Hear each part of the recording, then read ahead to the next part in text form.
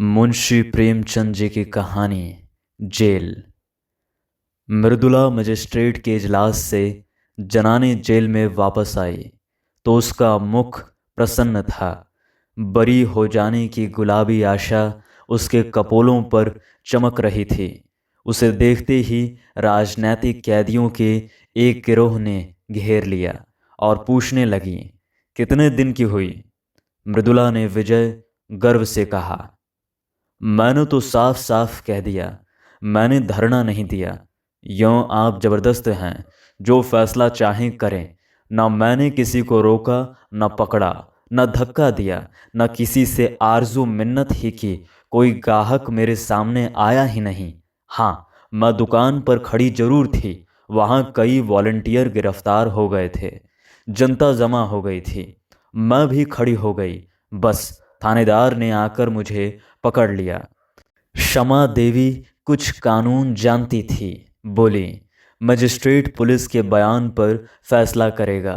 मैं इससे कितने ही मुकदमे देख चुकी। मृदुला ने प्रतिवाद किया। पुलिस वालों को मैंने ऐसा रगड़ा कि वो भी याद करेंगे। मैं मुकदमे की कार्रवाई में भाग न लेना चाहती थी, लेकिन जब मैंने उनके गवाहों को सरासर झूठ बोलते देखा तो मुझसे जब्त न हो सका। मैंने उनसे जिरह करनी शुरू की। मैंने भी इतने दिनों घास नहीं खोदी है। थोड़ा सा कानून जानती हूँ। पुलिस ने समझा होगा ये कुछ बोलेगी तो है नहीं, हम जो बयान चाहेंगे देंगे। जब मैंने जिरह शुरू की तो सब बगलें झांकने लगे। मैंने तीनों गवाहों को झूठा साबित कर दिया। उस समय जाने कैसे मुझे चोट सूझती गई। मजिस्ट्रेट ने थानेदार को 2-3 बार फटकार भी बताई। वो मेरे प्रश्नों का उल जलूल जवाब देता था तो मजिस्ट्रेट बोल उठता था, वो जो कुछ पूछती है उसका जवाब दो, फजूल की बातें क्यों करते हो? तब मियाँ जी का मुंह जरा सा निकल आता था। मैंने सबों का मुंह बंद कर दिया। अभी साहब ने फैसला तो नहीं सुनाया, लेकिन मुझे विश्वास है बरी हो जाऊंगी। मैं जेल से नहीं डरती, लेकिन बेवकूफ़ भी नहीं बनना चाहती। वहाँ हमारे मंत्री जी भी थे और बहुत सी बहनें थीं। सब यही कहती थीं, तुम छूट जाओगी।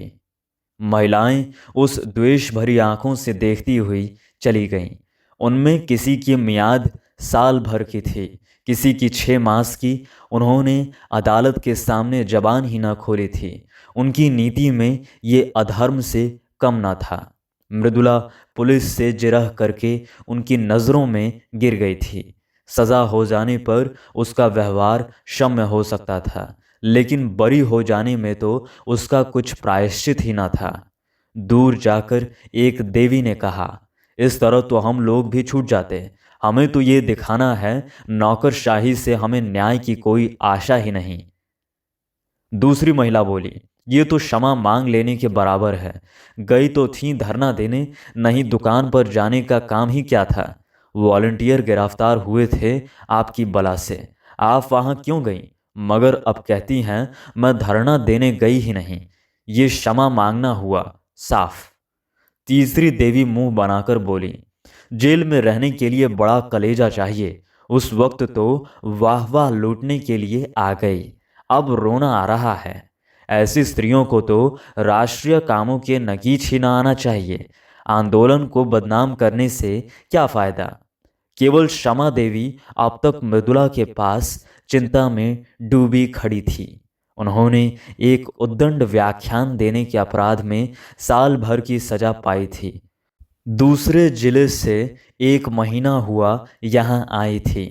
अभी मियाद पूरी होने में 8 महीने बाकी थे। यहाँ के 15 कैदियों में किसी से उनका दिल न मिलता था।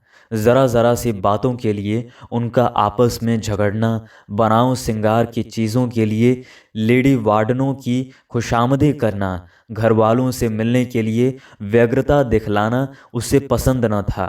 वही कुत्सा और कनफुसकियाँ जेल के भीतर भी थीं। वो आत्माभिमान जो उसके विचार में एक पॉलिटिकल कैदी में होना चाहिए, किसी में भी न था। क्षमा उन सबों से दूर रहती थी। उसके जाति प्रेम का पारावार न था, इस रंग में पगी हुई थी। पर अन्य देवियां उसको घमंडिन समझती थीं और उपेक्षा का जवाब उपेक्षा से देती थीं। मृदुला को हिरासत में आए 8 दिन हुए थे। इतने ही दिनों में शमा को उससे विशेष स्नेह हो गया था। मृदुला में वो संकीर्णता और ईर्ष्या न थी, न निंदा करने की आदत, न श्रृंगार की धुन, न भद्दी दिल्लगी का शौक।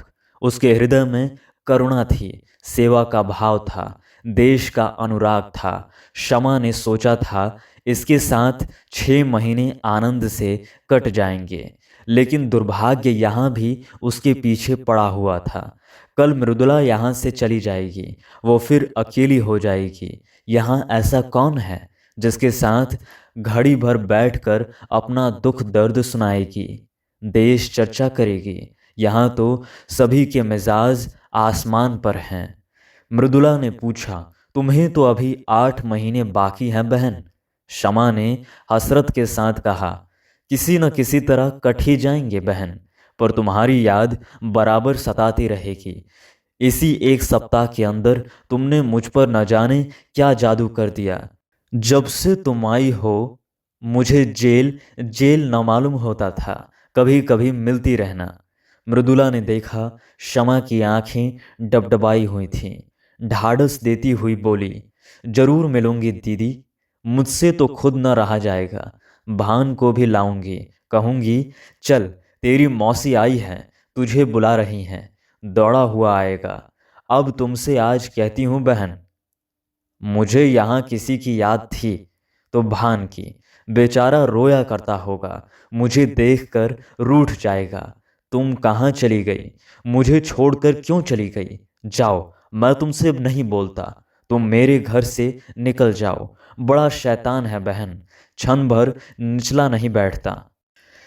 सवेरे उठते ही गाता है, झन्ना उता लय अमाला, छोलाज का मंदिर देल में है। जब एक झंडी कंधे पर रखकर कहता है, ताली छलाब पीना हलाम है, तो देखते ही बनता है। बाप को तो कहता है तुम गुलाम हो। वो एक अंग्रेजी कंपनी में हैं, बार बार इस्तीफा देने का विचार करके रह जाते हैं, लेकिन गुजर बसर के लिए कोई उद्यम करना ही पड़ेगा। कैसे छोड़ें? वो तो छोड़ बैठे होते। तुमसे सच कहती हूँ, गुलामी से उन्हें घृणा है, लेकिन मैं ही समझाती रहती हूँ। बेचारे कैसे दफ्तर जाते होंगे, कैसे भान को संभालते होंगे। सास जी के पास तो रहता ही नहीं। वो बेचारी बूढ़ी उसके साथ कहाँ कहाँ दौड़े। चाहती हैं कि मेरी गोद में दबक्कर बैठा रहे, और भान को गोद से चिढ़ है। अम्मा मुझ पर बहुत बिगड़ेंगी, बस यही डर लग रहा है। मुझे देखने एक बार भी नहीं आए। कल अदालत में बाबूजी मुझसे कहते थे, तुमसे बहुत खफा हैं। 3 दिन तक तो दाना पानी छोड़ रही। इस छोकरी ने कुल मर्जाद डुबा दी, खानदान में दाग लगा दिया। कलमुही कुलच्छनी न जाने क्या क्या बकती रहीं। मैं उनकी बातों को बुरा नहीं मानती, पुरानी जमाने की हैं। उन्हें कोई चाहे कि आकर हम लोगों में मिल जाएं तो ये उसका अन्याय है। चलकर मनाना पड़ेगा। बड़ी मिन्नतों से मानेंगे। कल ही कथा होगी, देख लेना। ब्राह्मण खाएंगे, बिरादरी जमा होगी। जेल का प्रायश्चित तो करना ही पड़ेगा। तुम हमारे घर 2-4 दिन रहकर तब जाना बहन, मैं आकर तुम्हें ले जाऊंगी। शमा आनंद के इन प्रसंगों से वंचित है। वो विधवा है, अकेली है। जलियांवाला बाग में उसका सर्वस्व लुट चुका है। पति और पुत्र दोनों ही की आहुति दी जा चुकी है। अब कोई ऐसा नहीं जिसे वो अपना कह सके। अभी उसका हृदय इतना विशाल नहीं हुआ है कि प्राणी मात्र को अपना समझ सके। इन 10 वर्षों से उसका व्यथित हृदय जाति सेवा में धैर्य और शांति खोज रहा है। जिन कारणों ने उसके बसे हुए घर को उजाड़ दिया, उसकी गोद सूनी कर दी, उन कारणों का अंत करने, उनको मिटाने में वो जी जान से लगी हुई थी। बड़े से बड़े बलिदान तो वो पहले ही कर चुकी थी। अब अपने हृदय के सिवाय उसके पास होम करने को और क्या रह गया था? औरों के लिए जाति सेवा सभ्यता का एक संस्कार हो या यशोपार्जन का एक साधन, क्षमा के लिए तो ये तपस्या थी। और वो नारित्व की सारी शक्ति और श्रद्धा के साथ उसकी साधना में लगी हुई थी। लेकिन आकाश में उड़ने वाले पक्षी को भी तो अपने बसेरे की याद आती ही है। क्षमा के लिए वो आश्रय कहाँ था? यही वो अवसर थे जब क्षमा भी आत्मसंवेदना के लिए आकुल हो जाती थी। यहाँ मृदुला को पाकर वो अपने को धन्य मान रही थी, पर ये छां भी इतनी जल्दी हट गई। क्षमा ने व्यथित कंठ से कहा, यहाँ से जाकर भूल जाओगी मृदुला। तुम्हारे लिए तो ये रेलगाड़ी का परिचय है और मेरे लिए तुम्हारे वादे उसी परिचय के वादे हैं। कभी भेंट कहीं हो जाएगी तो या तो पहचानोगी ही नहीं या ज़रा मुस्कुराकर नमस्ते करती हुई अपनी राह चली जाओगी। यही दुनिया का दस्तूर है। अपने रोने से छुट्टी ही नहीं मिलती। दूसरों के लिए कोई क्या कर रोए? तुम्हारे लिए तो मैं कुछ नहीं थी, मेरे लिए तुम बहुत अच्छी थी। मगर अपने प्रियजनों में बैठकर कभी कभी इस अभागनी को जरूर याद कर लिया करना। भिखारी के लिए चुटकी भर आटा ही बहुत है। दूसरे दिन मजिस्ट्रेट ने फैसला सुना दिया। मृदुला बरी हो गई। संध्या समय वो सब बहनों से गले मिलकर रोकर रुलाकर चली गई, मानो मायके से विदा हुई हो। 3 महीने बीत गए, पर मृदुला एक बार भी न आई और कैदियों से मिलने वाले आते रहते थे। किसी किसी के घर से खाने पीने की चीज़ें और सौगातें आ जाती थीं, लेकिन क्षमा का पूछने वाला कौन बैठा था? हर महीने के अंतिम रविवार को प्रातःकाल से ही मृदुला की बाट जोहने लगती। जब मुलाकात का समय निकल जाता तो ज़रा देर रोकर मन को समझा लेती। ज़माने का यही दस्तूर है। एक दिन शाम को क्षमा संध्या करके उठी थी कि देखा मृदुला सामने चली आ रही है। न वो रूप रंग है न वो कांति। दौड़कर उसके गले से लिपट गई और रोती हुई बोली, ये तेरी क्या दशा है मृदुला? सूरत ही बदल गई। क्या बीमार है क्या? मृदुला की आंखों से आंसुओं की झड़ी लगी हुई थी। बोली, बीमार तो नहीं हूँ बहन, विपत्ति से बिंधी हुई हूँ। तुम मुझे खूब कोस रही होगी। उन सारी निठुराइयों का प्रायश्चित करने आई हूँ और सब चिंताओं से मुक्त होकर आई हूँ। क्षमा कांप उठी। अंतःस्थल की गहराइयों से एक लहर सी उठती हुई जान पड़ी, जिसमें उनका अपना अतीत जीवन टूटी हुई नौकाओं की भांति उतराता हुआ दिखाई दिया। रुंधे हुए कंठ से बोली, कुशल तो है बहन? इतनी जल्दी तुम यहाँ फिर क्यों आ गई? अभी तो 3 महीने भी नहीं हुए। मृदुला मुस्कुराई, पर उसकी मुस्कुराहट में रुदन छिपा हुआ था। फिर बोली, अब सब कुशल है बहन, सदा के लिए कुशल है। कोई चिंता ही नहीं रही। अब यहाँ जीवन पर्यंत रहने को तैयार हूँ। तुम्हारे स्नेह और कृपा का मूल्य अब समझ रही हूँ। उसने एक ठंडी सांस ली और सजल नेत्रों से बोली, तुम्हें बाहर की खबरें क्या मिली होंगी? परसों शहर में गोलियां चली। देहातों में आजकल संगीनों की नोक पर लगान वसूल किया जा रहा है। किसानों के पास रुपए है नहीं, दे तो कहाँ से दें? अनाज का भाव दिन दिन गिरता जाता है। 1.25 रुपए में मन भर गेहूं आता है। मेरी उम्र ही अभी क्या है। अम्मा जी भी कहती हैं कि अनाज इतना सस्ता कभी नहीं था। खेत की उपज से बीजों तक के दाम नहीं आते। मेहनत और सिंचाई इसके ऊपर। गरीब किसान लगान कहाँ से दे? उस पर सरकार का हुक्म है कि लगान कड़ाई के साथ वसूल किया जाए। किसान इस पर भी राजी है कि हमारी जमा जत्था नीलाम कर लो, घर कुर्क कर लो और जमीन ले लो। मगर यहाँ तो अधिकारियों को अपनी कारगुजार दिखाने की फिक्र पड़ी हुई है। वो चाहे प्रजा को चक्की में पीस ही क्यों ना डालें, सरकार उन्हें मना ना करेगी। मैंने सुना है कि वही उल्टे और शह देती हैं। सरकार को तो अपने कर से मतलब है, प्रजा मरे या जिए उससे कोई प्रयोजन नहीं। अक्सर जमींदारों ने तो लगान वसूल करने से इनकार कर दिया है। अब पुलिस उनकी मदद पर भेजी गई है। भैरवगंज का सारा इलाका लूटा जा रहा है, मरता क्या ना करता। किसान भी घर बार छोड़ छोड़ कर भागे जा रहे हैं। एक किसान के घर में घुसकर कई कांस्टेबलों ने उसे पीटना शुरू किया। बेचारा बैठा मार खाता रहा। उसकी स्त्री से न रहा गया। शामत की मारी कांस्टेबलों को कुवचन कहने लगे। बस एक सिपाही ने उसे नंगा कर दिया। क्या कहूँ बहन, कहते शर्म आती है। हमारे ही भाई इतनी निर्दयता करें, इससे ज़्यादा दुख और लज्जा की और क्या बात होगी।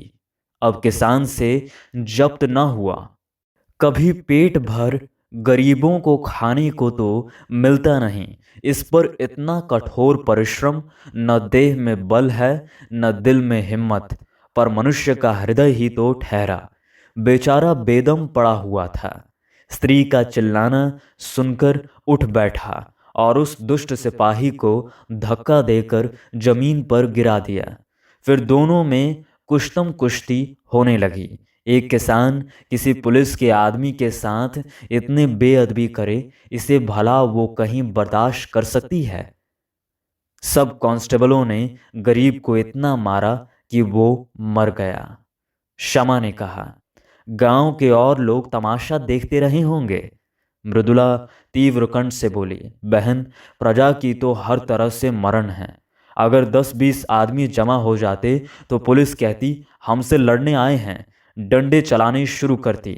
और अगर कोई आदमी क्रोध में आकर एक आध कंकड़ फेंक देता तो गोलियां चला देती। 10-20 आदमी भुन जाते, इसलिए लोग जमा नहीं होते। लेकिन जब वो किसान मर गया तो गांव वालों को तैश आ गया। लाठियां ले लेकर दौड़ पड़े और कांस्टेबलों को घेर लिया। संभव है 2-4 आदमियों ने लाठियां चलाई भी हों। कांस्टेबलों ने गोलियां चलानी शुरू की। 2-3 सिपाहियों को हल्की चोटें आईं। उसके बदले में 12 आदमियों की जानें ले ली गईं और कितनों के ही अंग भंग कर दिए गए।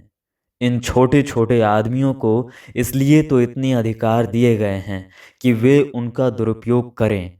आधे गांव का कत्लेआम करके पुलिस विजय के नगाड़े बजाती हुई लौट गई। गांव वालों की फरियाद कौन सुनता। गरीब हैं, बेकस हैं, अपंग हैं, जितने आदमियों को चाहो मार डालो। अदालत और हाकिमों से तो उन्होंने न्याय की आशा करना ही छोड़ दिया। आखिर सरकार ही ने तो कांस्टेबलों को ये मुहिम सर करने के लिए भेजा था। वो किसानों की फरियाद क्यों सुनने लगीं, मगर आदमी का दिल फरियाद किए बगैर नहीं मानता। गांव वालों ने अपने शहर के भाइयों से फरियाद करने का निश्चय किया। जनता और कुछ नहीं कर सकती, हमदर्दी तो करती है। दुख कथा सुनकर आंसू तो बहाती हैं। दुखियारों को हमदर्दी के आंसू भी कम प्यारे नहीं होते। अगर आसपास के गांवों के लोग जमा होकर उनके साथ रो लेते तो गरीबों के आंसू पुछ जाते। किंतु पुलिस ने उस गांव की नाकेबंदी कर रखी थी। चारों सीमाओं पर पहरे बिठा दिए गए थे। ये घाव पर नमक था, मारते भी हो और रोने भी नहीं देते। आखिर लोगों ने लाशें उठाई और शहर वालों को अपनी विपत्ति की कथा सुनाने चले। इस हंगामे की खबर पहले ही शहर में पहुंच गई थी। इन लाशों को देखकर जनता उत्तेजित हो गई और जब पुलिस के अध्यक्ष ने इन लाशों का जुलूस निकालने की अनुमति न दी तो लोग और भी झल्लाए। बहुत बड़ा जमाव हो गया। मेरे बाबूजी भी इसी दल में थे और मैंने उन्हें रोका, मत जाओ, आज का रंग अच्छा नहीं है। तो कहने लगे, मैं किसी से लड़ने थोड़े ही जाता हूँ।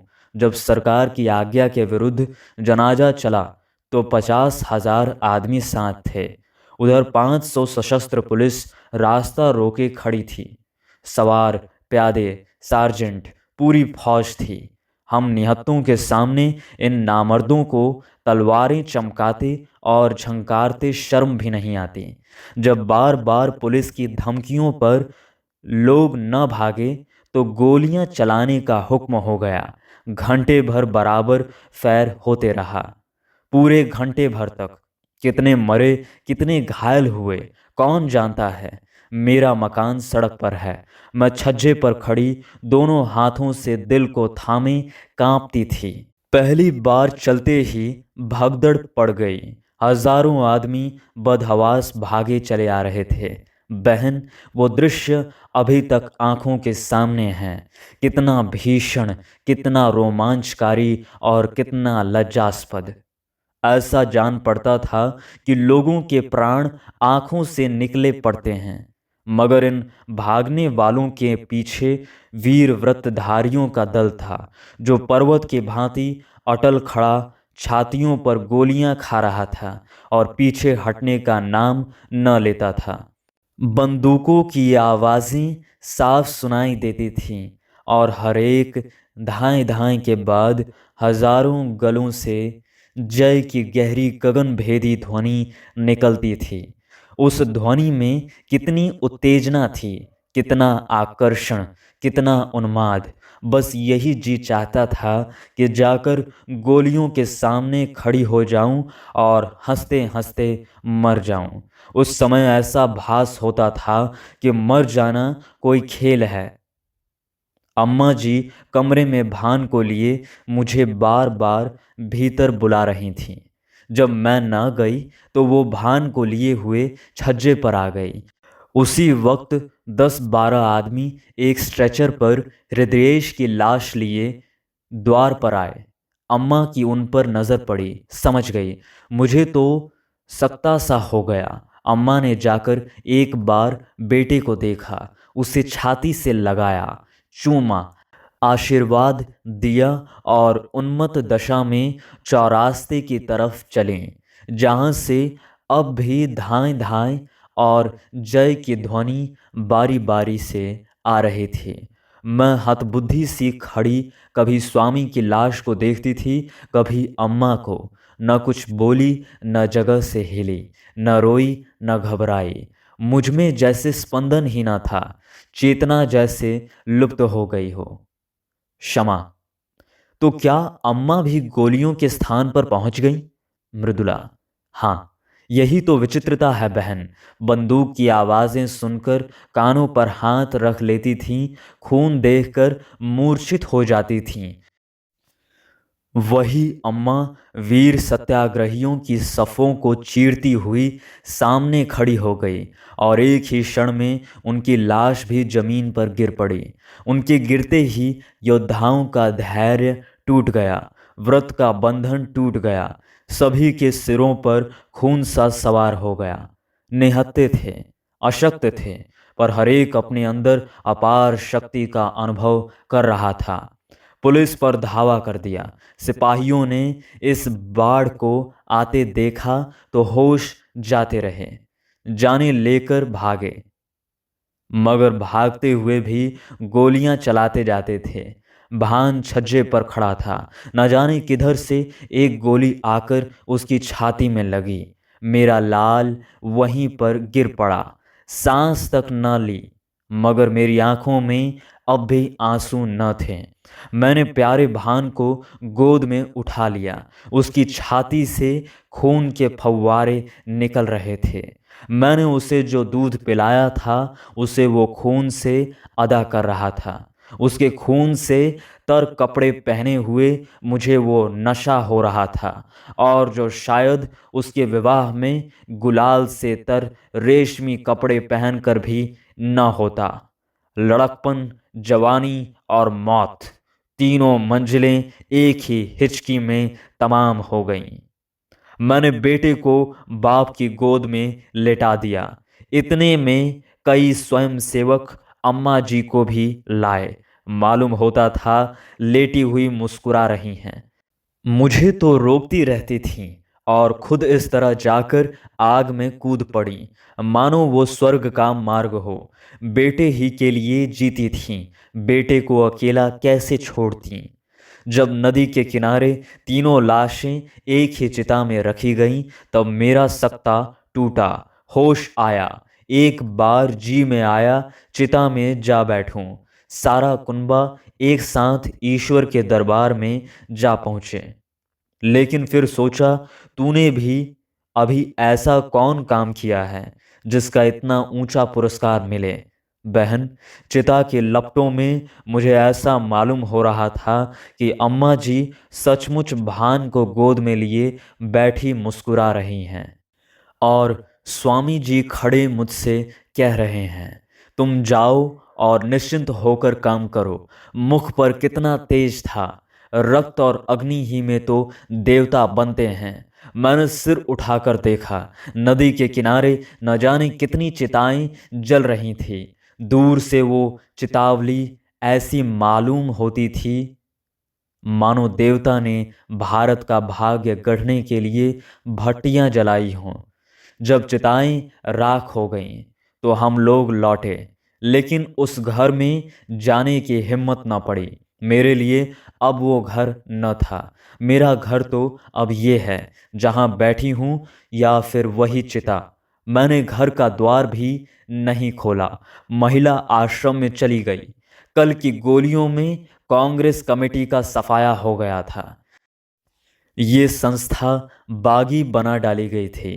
उसके दफ्तर पर पुलिस ने छापा मारा और उस पर अपना ताला डाल दिया।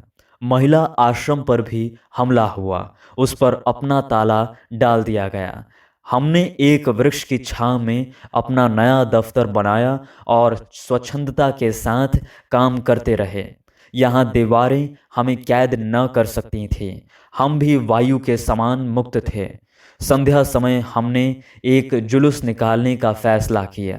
कल के रक्तपात की स्मृति, हर्ष और मुबारकबाद में जुलूस निकालना आवश्यक था। लोग कहते हैं, जुलूस निकालने से क्या होता है? इससे ये सिद्ध होता है कि हम जीवित हैं, अटल हैं और मैदान से हटे नहीं हैं। हमें अपने हार न मानने वाले आत्म अभियान का प्रमाण देना था। हमें ये दिखाना था कि हम गोलियों और अत्याचार से भयभीत होकर अपने लक्ष्य से हटने वाले नहीं, और हम उस व्यवस्था का अंत करके रहेंगे जिसका आधार स्वार्थपरता और खून पर है। उधर पुलिस ने भी जुलूस को रोककर अपनी शक्ति और विजय का प्रमाण देना आवश्यक समझा। शायद जनता को धोखा हो गया हो कि कल की दुर्घटना ने नौकरशाही के नैतिक ज्ञान जागृत कर दिया है। इस धोखे को दूर करना उसने अपना कर्तव्य समझा। वो ये दिखा देना चाहती थी कि हम तुम्हारे ऊपर शासन करने आए हैं और शासन करेंगे।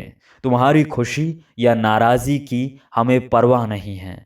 जुलूस निकालने की मनाही हो गई। जनता को चेतावनी दे दी गई कि खबरदार जुलूस में न आना, नहीं दुर्गति होगी। इसका जनता ने वो जवाब दिया जिसने अधिकारियों की आंखें खोल दी होंगी। संध्या समय 50,000 आदमी जमा हो गए। आज का नेतृत्व मुझे सौंपा गया था। मैं अपने हृदय में एक विचित्र बल और उत्साह का अनुभव कर रही थी। एक अबला स्त्री जिसे संसार का कुछ ज्ञान नहीं, जिसने कभी घर से बाहर पांव नहीं निकाला, आज अपने प्यारों के उत्सर्ग की बदौलत उस महान पद पर पहुंच गई थी जो बड़े बड़े अफसरों को भी, बड़े से बड़े महाराजा को भी प्राप्त नहीं। मैं उस समय जनता के हृदय पर राज कर रही थी। पुलिस अधिकारियों की इसलिए गुलामी करती है कि उसे वेतन मिलता है। पेट की गुलामी उससे सब कुछ करवा लेती है। महाराजा का हुक्म लोग इसलिए मानते हैं कि उससे उपकार की आशा या हानि का भय होता है। ये अपार जनसमूह क्या मुझसे किसी फायदे की आशा रखता था? उसे मुझसे किसी हानि का भय होता है? कदापि नहीं। फिर भी वो कड़े से कड़े हुक्म को मानने के लिए तैयार था। इसलिए कि जनता मेरे बलिदानों का आदर करती थी, इसलिए कि उनके दिलों में स्वाधीनता की जो तड़प थी, गुलामी की जंजीरों को तोड़ देने की जो बेचैनी थी, मैं उस तड़प और बेचैनी की सजीव मूर्ति समझी जा रही थी। निश्चित समय पर जुलूस ने प्रस्थान किया। उसी वक्त पुलिस ने मेरी गिरफ्तारी का वारंट दिखाया। वारंट देखते ही तुम्हारी याद आई। पहले तुम्हें मेरी जरूरत थी, अब मुझे तुम्हारी जरूरत है। उस वक्त तुम मेरी हमदर्दी की भूखी थी, अब मैं सहानुभूति की भिक्षा मांग रही हूँ। मगर मुझ में अब लेश मात्र भी दुर्बलता नहीं है। मैं चिंताओं से मुक्त हूँ। मजिस्ट्रेट जो कठोर से कठोर दंड प्रदान करे, उसका स्वागत करूँगी। अब मैं पुलिस को किसी आक्षेप या असत्य आरोपण का प्रतिवाद न करूँगी, क्योंकि मैं जानती हूँ मैं जेल के बाहर रहकर जो कुछ कर सकती हूँ, जेल के अंदर रहकर उससे कहीं ज़्यादा कर सकती हूँ।